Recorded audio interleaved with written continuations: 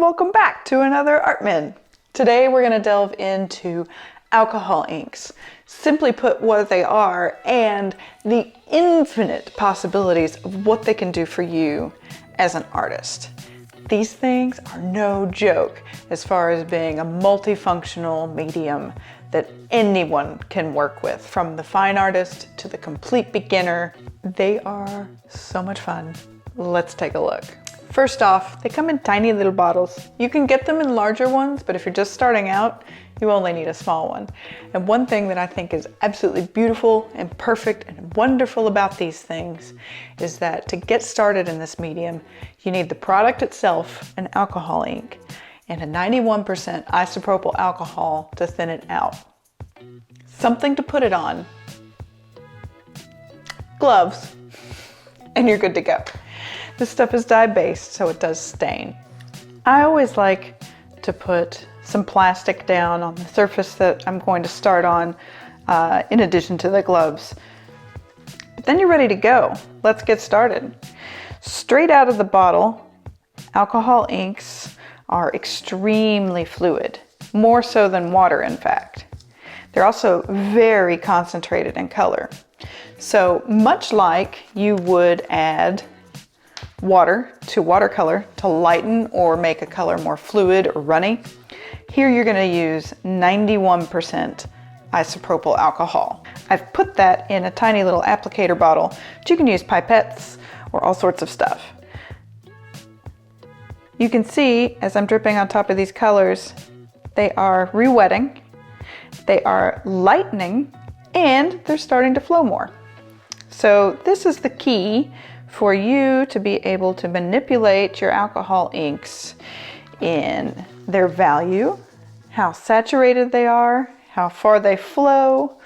All types of different manipulations can come from simply how much alcohol you're using with your alcohol inks. These are Jacquard's Pinata Colors. They are super saturated. The dark colors are almost black when you put them down straight. Adding that extra alcohol is important so it doesn't just look like a big black blob. This is what I call just a drip and drop. It's a great way to get to know the colors and how they interact. With them being transparent, your primary colors make for some out of this world secondary colors. After you've dropped some down while they're still fluid, give them a little tilt.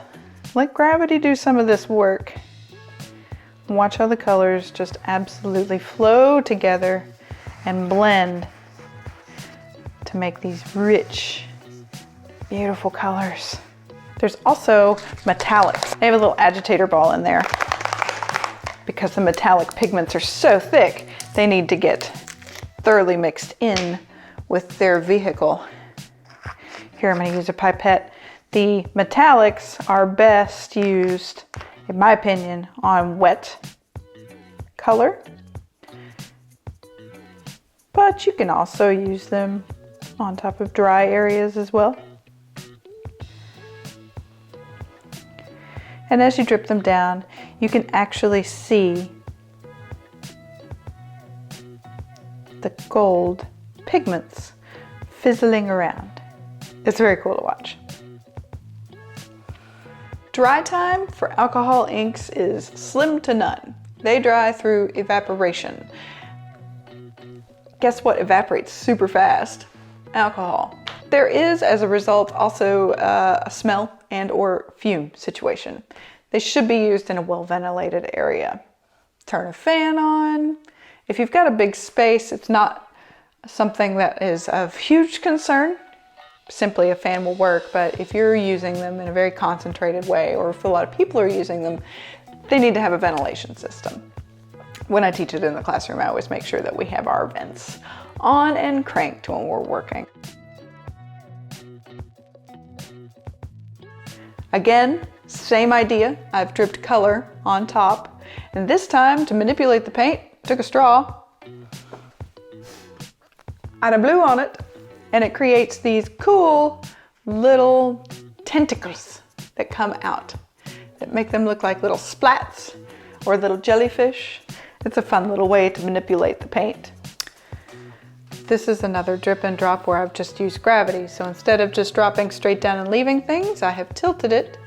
And again, layers of color. The more layers that you can add to something makes it more interesting for the viewer. Although there is certainly a time and a place for minimalism as well. If you have some color fields, I like to save pieces and chop them up, make collages with them. This is simply different layers of Yupo that were put together to make a tiny little landscape. A piece where I had used the stencil cut out and added on top. Collaging with this stuff is awesome, super fun. I mentioned stencils.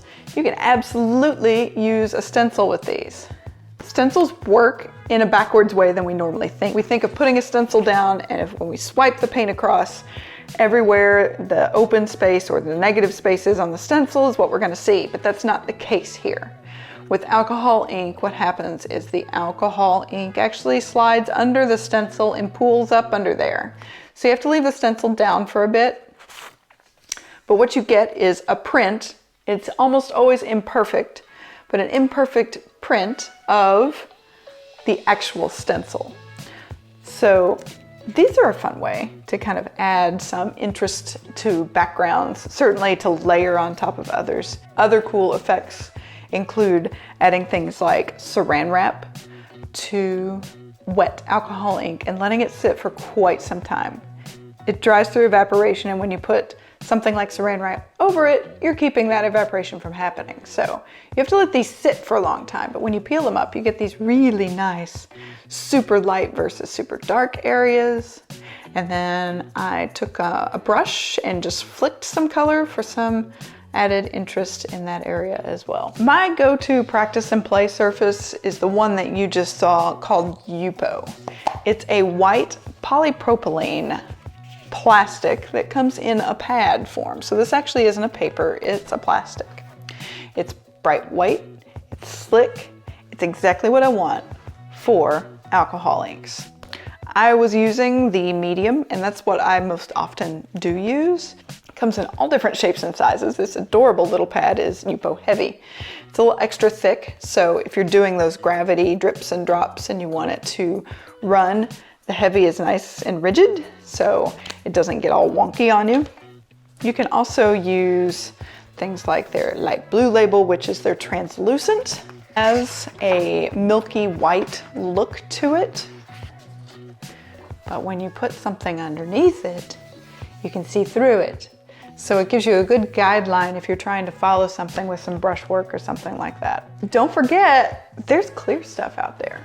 What you're looking for alcohol ink is something that is slick, non-porous, and I like the bright white because that makes your colors really super pop. But this is on acetate. It absolutely works on stuff that is a different color, or in this case, completely transparent. You can make things look like stained glass. That's what you can do. This is just a 3mm acetate. These are dye-based, so all dyes do fade and alter in UV in the sun.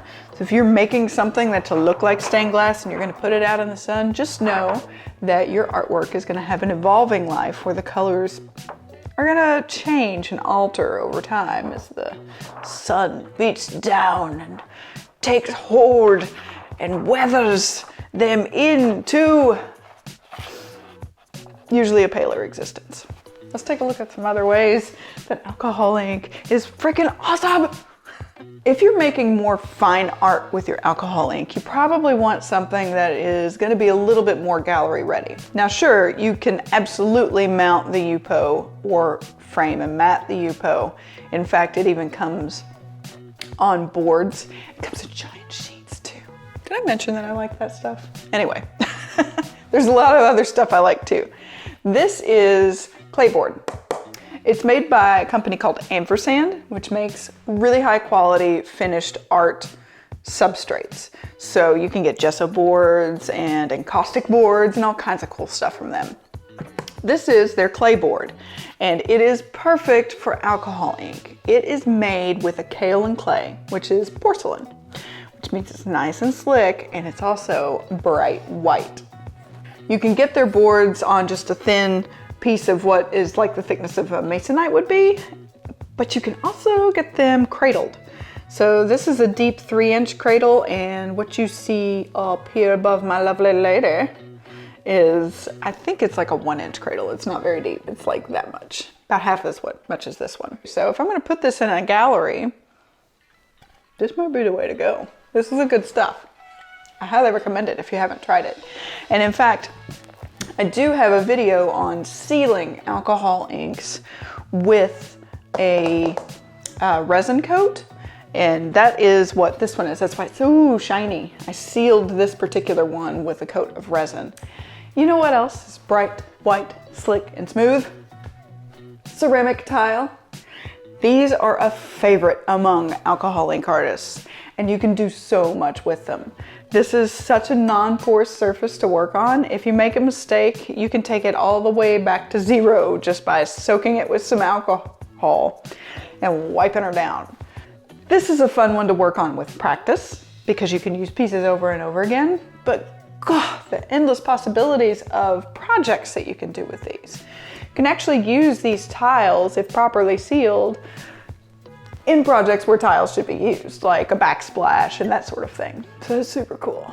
It doesn't have to be a flat ceramic tile. I like to go to Goodwill or thrift stores and kind of cruise through their white aisle. A lot of them do that color coding thing, or just look for white ceramic stuff. This is one of those little candle wax warmers, and it was just white. Here, I put some alcohol ink on it. This one I used the saran wrap technique, where I laid it on a bed of saran wrap, just put some color around it and wrapped it up to let it dry. I've mentioned resin more than once. I want to show you what I use. This is ArtResin. These people are freaking awesome. They've got a great website. It's got tutorials all over the place. In fact, it's the one that I used in my personal tutorial.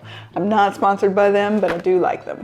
They make stuff that is not stinky. It doesn't kill your brain cells. It has no VOCs. It's made for artists' work, so they're concerned about things not yellowing over time. Now, to be fair, I'm not sure that there's a resin that just plain flat out won't do it ever. But these guys, the pieces that I have are still running crystal clear, and I've had them for a long time now. So resin with alcohol ink is an absolute dream. You can cast resin into molds and use alcohol ink as a dye. That's right. Here I've used the Senorita Magenta to tint this bangle. I also embedded a strip of Yupo that had some alcohol ink on it. It is so much fun to use in jewelry. This is just a little green pendant that I cast. What is so much fun with casting resin and then dripping alcohol ink on the back of it while it's still wet means that you get these colors that drip through. Not all alcohol inks are the same weight. Even though it's a dye base, that dye has a itsy little pigment in there, and some are heavier than others. Things like white, titanium white is a pigment that is absolutely heavy. It's probably the heaviest one in all of the ranges. So it's going to float through down to the bottom of your resin more so than other colors. These are like tiny little worlds in there, and I just love them. They're just way too much fun to look at. Alcohol inks can work beautifully on metals and foils. This is straight up just aluminum foil ripped into tiny pieces, collaged together with alcohol ink on top. That's it. Yes, I would highly recommend putting a coat of resin on this. Here's another example of one that I did pop some resin on. This is with an embossing foil, so it's a little bit more heavy duty. You can put it on washers and put some resin over those and create jewelry. There's a lot of people that work in the space of creating jewelry and things. But think beyond that. Think light fixtures. You could even put it on the glass globes, but you can put it on the metal parts. You can put this stuff on so many different things. Alcohol ink is one of the very few things that will work on wax. Yep, there's no water content, so the wax isn't going to beat it up or anything like that. It's just going to accept it and stick to it. So you can paint candles with it. And I use alcohol ink to tint my cold wax. It's a great way to have a translucent layer where you can see the stuff behind it. Things alcohol inks don't work so well on. Paper. Paper is porous. Alcohol ink, does it work? Yes, but it soaks straight in to that spot and doesn't move. It's like putting it in jail, and we don't want to put it in jail. It just doesn't work the way that it should on there. So if you want to work on a surface that is more porous than you want it to be, just think of a product that you can add to make it slick on top. And the possibilities are pretty endless. Don't be afraid to get weird with it. Alcohol ink is going to work on all kinds of crazy surfaces. It works on bones and shells and rocks and pumpkins and eggs, and the list just doesn't stop. Also, if you put it on something really weird, please send me a picture because I want to see it. I think the weirdest thing that I ever put alcohol ink on was a dried fish, like a mounted fish. See you next time. Between now and then, have fun, stay creative.